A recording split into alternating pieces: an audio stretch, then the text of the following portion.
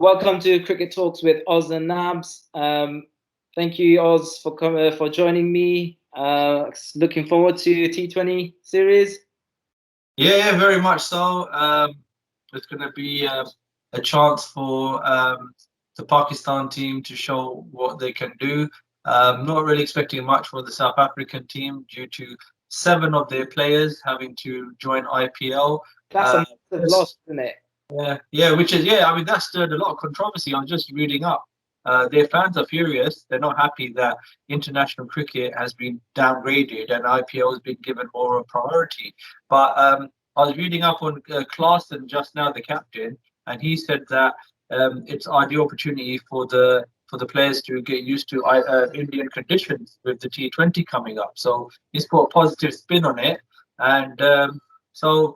I think it'll be to Pakistan's advantage. I can't see South Africa really being that competitive, and all I can really see is a Pakistan whitewash victory. The squads here.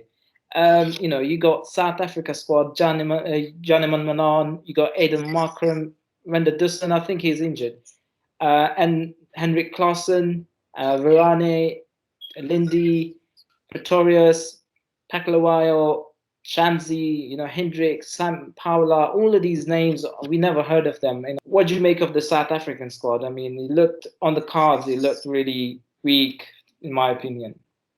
Yeah. I mean, we're seeing a lot of unknown names there, and I think that in one way it's an opportunity. I mean, South Africa can try fringe players that they haven't considered playing. So in one way, it's a good thing because you'd like to see new players get a chance. One surprise I would say is they didn't go for Maharaj. I mean, obviously from Pakistan perspective, he caused a lot of problems. So he would have been one player that I would have selected in the bowling department. But in terms of that squad there, I don't think there's anything for Pakistan to really worry about. But then at the same time, they shouldn't get too complacent and think, oh, we just turn up, we're going to win. Because there are some good batsmen there. Ada Markram, Johnnyman Malan can play, and so can Rassi van der Dussen. So, even Klaasen is a quality player. So, I don't think it will be like a walk in the park, but I think our chances have improved a lot with seven players like Rabada, Miller not playing, Quinton de Kock, another player. So we've got a really good chance of winning this series quite convincingly. Yeah, talk about complacency. I mean, we saw that in the the T20 series that was played in Pakistan. Pakistan lost one of the T20s, and I think it was Pretorius who took 5 wickets. So you're right in saying that, because I mean we can't just write them off because the star players are missing. So let's look at the Pakistan squad now. We got Shahjeel Khan making a comeback after a long time. I'm really excited for that to come back. Really, got Babar Azam, Rizwan. Has been in great nick lately. We got Hafiz coming back after 2 series break to be playing his 100th T20 for Pakistan. That's a milestone. We got enterprising young talent Haider Ali. Oh my God, he is some player. Yeah. Navaz, we got Fahim, Hassan Ali making a comeback. You got Shaheen, you got Harris Rauf, the speed stars. Hasnain, another speed star. We got Fakhar Zaman. At this squad here, what do you reckon? What are the strengths and what are the weaknesses, and which of the players you favor the most? Um, I think the strength is the batting. You can see there's big hitters in that squad. Shajil hopefully gets a game. I don't think he's going to be playing this first one, but the batting looks very solid. The bowling is very good as well. You've got a lot of variation, a lot of variety of bowling types of bowling. For example, you've got the Zaid Mahmood. He's in the squad. He's the leggy. Usman Qadir is a leggy. Um, I think where we're lacking is, I'll be honest, is I think the all-rounder position in terms of where Asif Ali's batting. I'll question that because I don't think Asif Ali offers much to the team. His batting is at average best. I think domestically he's doing okay, but internationally he hasn't been making the scores, and he's not been finishing games for us. So his position is really, I think, under threat. And I feel that a player like I keep going on about it, but Imad Wasim type of player, maybe Mohammad Nawaz could come in, who can bat and bowl. Because that position I feel is being wasted. And another thing is, do we need two wicket keepers? I know, you got Surprise in there as well. Are we not, is Surprise the future? Once he was taken off the captaincy, I thought we were moving in a different direction. But do you feel I'm asking you this question. Does Surprise actually merit a place in the squad, let alone the team? Well, it's a tough question really for selectors and the management as well. I mean, you need to think about the backup option of keeping. Yeah. Unfortunately, there is this guy, the Rahil Nazir. Yeah, I've seen him. yeah, I mean, he could come in, but he lacks experience. He's still, they're preparing him to make a, to get into team. He's been captaining the Pakistan A team, and he's touring, different countries with the team as a captain. So yeah, I mean, I'm not sure if Sarfraz makes to the T20 team. I mean, they must have a plan, but I don't see it. And it's also, if you look at the batting, I mean, you got Shajil, you got Fakhar Zaman, you got Rizwan Baba. They all play as an openers. So in T20, I'm not talking about ODI, but T20. So how do you fit those guys in the same team? I mean, they can't be fit in the same team. You can be playing with Rizwan at the low order or in the middle order, especially in 20 cricket. Because you got middle order, you got Hafiz already in the number 4 spot. So in terms of, I agree with you, as a batting unit will look really solid, but you got these 4 players playing for fighting for the same spot. How would you fit those players into the team? To be honest with you, though, just touching on that, I think it's great for competition for places. I think every position now you're looking at someone is now putting that player under pressure. So you've got, it's like in football, you've got two players in one position. And I think that's what's becoming quite evident here, that we've got players now that are pushing the starting XI. And I think competition for places is very healthy. And I think it can spur on the team to achieve greater performances, knowing that there's someone on the sidelines that's willing to come in and take their place. So I think it's a brilliant thing that's happening at the minute. You want these 4 guys to be playing in the same team, don't you? Because if you look at Yeah, Baba is the captain, of course. He needs to be he needs to be playing. You got Rizwan is a wicketkeeper. He needs to be playing, and he got Shajil and Fakhar Zaman. I mean, that's a tough call, right? For any yeah. captain. We can play all of them. Oh yeah, But I mean, then yeah, you have to assign roles to different players. I mean, yeah, you could yeah, have Rizwan and Fakhr opening the innings, and then you got Baba next coming in next. Shajil can come in 4 and play how Miller plays for South Africa, yeah, because then he can strike big, right? He's a big lad, and he's known for his 6 hitting ability. yeah. So okay, 3 best players who you think will be the stars in this T20 series. It could be bowler, it could be batsman, and all Yeah. rounder. 3 players. I mean, we always know Barber is consistent, but I think the real fireworks are going to come from uh, Fakhr Zaman and Mohammad Hafiz. I think they would really shine. But then again, so can Rizwan as well. But the one I really want to really focus on, and I think he can really do something, is Haider Ali. I think he will grow in confidence. He's been quite performing quite consistently, scoring a few fifties for the national team, and he's done all right in PSL as well. So I think he will play with more confidence now, and a good innings is probably due from him. And in terms of the bowling, Hassan Ali as well. I think all-round performance. He will give an excellent bowling option, and even lower order, he can really hit big sixes as well. So. But yeah, Haider Ali is the one I would select one to watch for. Just pick on that point. Haider Ali, I mean, phenomenal hitter, phenomenal player, very talented. He's only 20 years old. You know, we've seen a lot of potential in him. Do you reckon that he could come and play the finishing role for us in the team? No, I think still young player. I think where I would play him is number 4. I wouldn't bring him in at 3. I think 4, he'll be in the middle of the sort of middle, middle batsman, and probably come in, say, when the overs are 10, 12 overs, where when they don't really have to go for the big shots. So he can come in where with quite a, how can I put it, less pressure on him. I think the less pressure there is on him, and he can perform. But then again, he has to be blooded as well. So there may be a situation where he comes in the first 5 overs, where quick wickets are fallen. So it's all about the situation. But I think because he's the youngster in the team, it's important that he is encouraged to really play his shots and play his natural game. I slightly disagree with you because if you look at his last 3 innings in the PSL for Peshawar Zalmi, Yeah.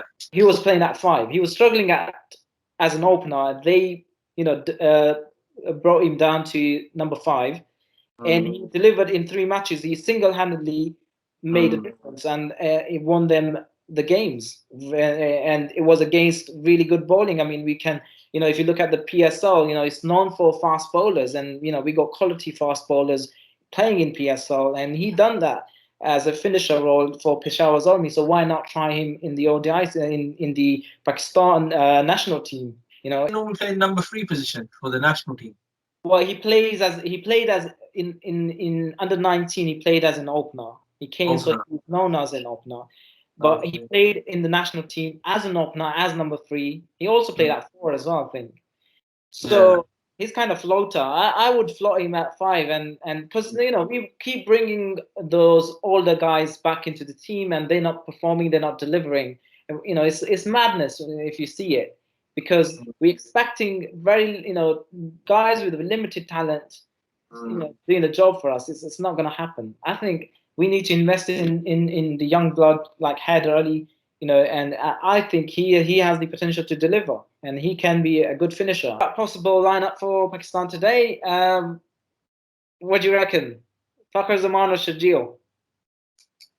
My heart says Shajil, but the brain is going with Fakhar after his breathtaking innings in the series, one-day series. So I think Fakhar just edges it, and it'll be an interesting combination with Babar opening. You've got a big hitter and I wouldn't say Babar is a big hitter. I'll say he's a moderate hitter, but he bats sensibly. So it's an ideal combination. And we're hoping Fakhar can also bat sensibly as well, like he showed with the maturity in the ODIs. Rizwan would have opened had it not been for Fakhar's heroics. But looking at that position, I would play him in 3 because it's 1 down from opening. It's not you're not far from being an opener, so that's not a bad situation. So you got Haddad there at 4, Mohammad Hafiz at 5. The 6th batsman is I've been questioning this before as well, and Asif Ali, can he produce an innings of note? Is he the finisher? Basically, that's the finisher position you're talking about. Yeah. And I don't think he can do a job. And just Fahim Ashraf is in there. Hassan Ali, welcome back for Hassan Ali. Deserves his place. Inshallah, he performed today. You got Shaheen, Harris, and finally Usman Qadir. I questioned, I don't know about you now, but I questioned Asif Ali and Fahim Ashraf. Fahim Ashraf, he's not producing it with the ball, sorry, with the bat. The ball he is with the bat. I haven't seen any innings of note for the national team. So hopefully he can produce something because they're putting a lot of faith in him. But Asif Ali, I don't know what he's doing in the squad, let alone the starting XI. Maybe you can enlighten us. What's going on there? I don't know. I personally against the selection of Asif Ali in the team. I mean, he hasn't performed really well for the national team. He's toured South Africa before, and he played in the T20 league as well. And he only, I think, performed in one of the games. And I I don't think he just, if he merits that number as a finisher. I mean, they're persisting with him, but I think they should move on from him and try a different option. Maybe if you look back here in the previous slide, we got this guy here who is not talked about much. This guy here, Mohammed Wasim Jr.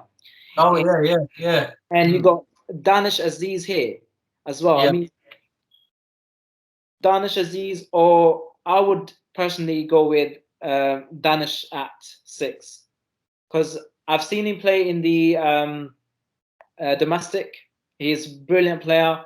If you're investing in players, do invest in players that will give you results.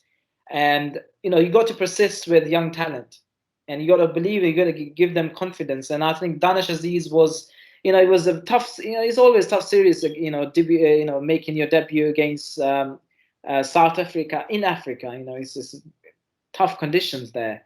The bounce is not uneven, and you got to adapt to the conditions.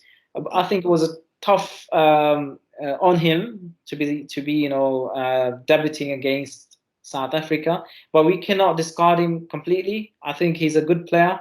I personally would have gone with Danish, and instead of Fahim, I would have tried with Mohammed Wasim Jr., because I've seen him. He plays ramp shot. He plays, he plays really the pace bowling really well and the spin bowling really well. And he bowls. He's an all rounder, so he bowls at 140 kph. It's interesting that how many games Shaheen has played non-stop. Do you think he could be arrested and given somebody else a chance? I think he's 20, youngster, but they need to be wary of burnout, because the cricketing calendar can be quite punishing. So I think it's good that he's in the starting XI on a consistent basis, but they should manage his workload. But you're right, his workload needs to be managed, because he is still young, only 20, and they need to keep an eye on that. But what do you reckon? If Pakistan were to bat first, or the score, what kind of score we're looking at? Yeah, I think looking at the bowling of South Africa, if Pakistan bats first, I think they should be targeting 200 runs per game in every game. We don't see any venom in the fast bowling department for South Africa. Against this team, Pakistan should be able to win comprehensively. Yeah, I think batting first, but without being complacent. I mean, Pakistan does go into that mode, and they think that we can easily win it, and then suddenly see us collapse, and suddenly we make some ordinary bowler into a big star. So Pakistan needs to be wary of that, and not lose focus. Let's wrap up. What do you reckon? Who will win the series? I'm predicting a Pakistan series win. I think I'm going for a 4-0 Pakistan. Yeah, we added another one, right? We got one more extra, because the South African board requested us to play an extra game, and we compiled. So how many are there 5 or initially there was 3, and then the South African Cricket Board made a request to the Pakistan Cricket Board that let's play another one. So they 4, so 40 20 applied. So yeah, we're playing 4. So yeah, you're saying 4-0? Yeah, I'm going for a 4-0. I reckon it'll be 3-1. 3-1. Yeah. I'm confident. I think the team will be too much for the South Africans to handle. But yeah, I mean, it's possible they could win one game, but I think Pakistan will look to go for the kill. Right, thanks for your time, Ozzy. It was good having you. Okay, guys, this brings us to the end of this cricket show. Hopefully, we'll join you after the match with the post-match analysis with Oz and Nabz. So stay tuned, subscribe to the channel. Until next time, Allah Hafiz.